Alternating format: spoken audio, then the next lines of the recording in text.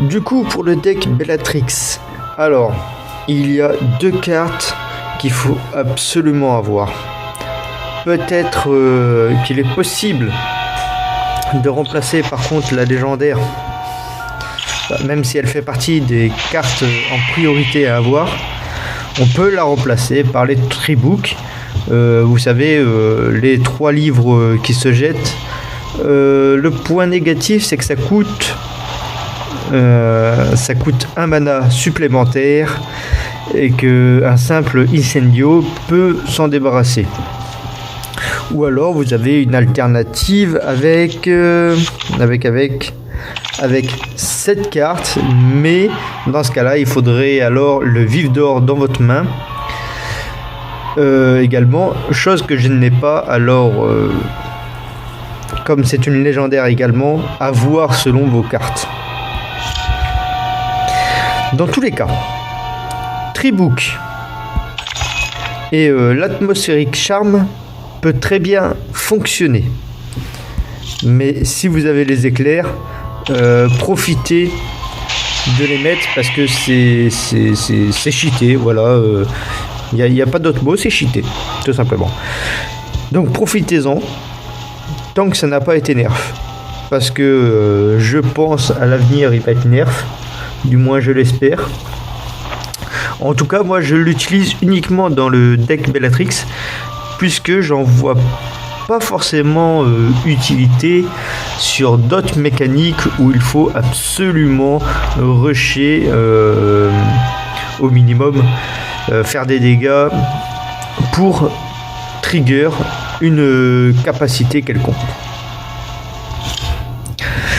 Alors, nous avons le chien à 3 têtes. Extrêmement important puisque avec les sorts que vous lancez, etc., les cartes, eh bien ça va tomber à 0. Vous voyez, je vais en venir quelque part. Vous avez également cette unité qui fait exactement la même chose et que vous pouvez lancer du coup à moindre coût. Évidemment, vous avez le petit nifleur. Vous avez l'Oblugno qui va vous permettre de reculer, en fait, si vous voulez, votre adversaire contre le mur, contre son mur, ce qui va favoriser l'atmosphérique charme, parce que soit ça va être en fait les éclairs qui vont l'avoir, et s'il a le malheur de s'approcher, alors c'est ça qui va l'avoir. Vous avez l'expulso curse. Moi j'aime bien ça parce que si l'adversaire n'est pas acculé contre le mur, ça bien placé vers votre personnage et c'est les oiseaux qui va s'en occuper tout simplement. Et évidemment vous avez le priori Ocontatem qui va tout simplement copier un sort de votre main, du moins le dernier sort joué de votre main, vous pourrez le jouer une seconde fois, ce qui est totalement abusé avec les éclairs, on va pas se le mentir. En compagnon, vous devez avoir absolument quelque chose de résistant. Moi je conseille, je les conseille eux, puisque ils sont pas mal résistants, ils attaquent pas mal à distance également. Hermione évidemment, avec l'éclair en légendaire, vous lancez 2 éclairs en légendaire, c'est carrément abusé. Donc voilà, elle sert juste à ça, à faire l'éclair en x2. Plus l'atmosphérique charme, si vous combinez les 3 ensemble, ça fait extrêmement mal. Et surtout qu'avec ça, vous allez invoquer vos mange-morts. Mais alors là, c'est l'apothéose. On y vient aux créatures que vous pouvez jouer à moindre coût. Grâce à cette carte, évidemment, vous allez...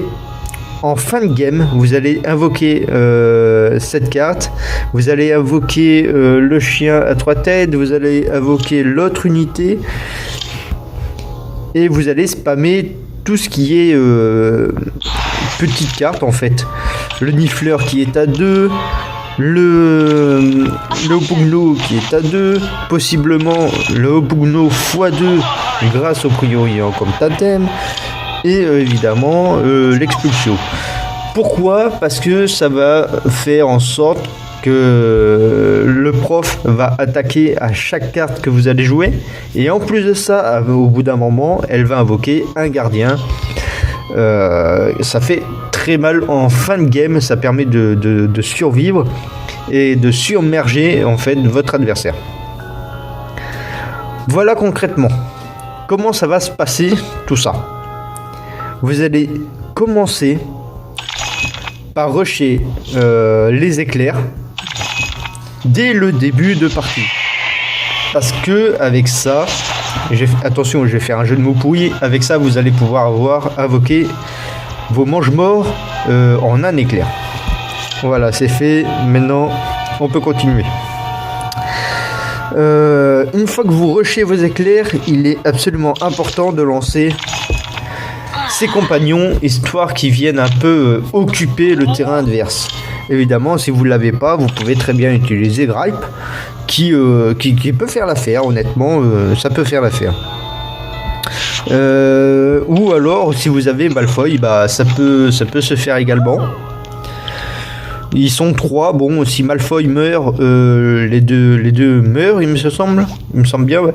Mais en tout cas, ça peut être utilisé si vous n'avez pas la carte compagnon.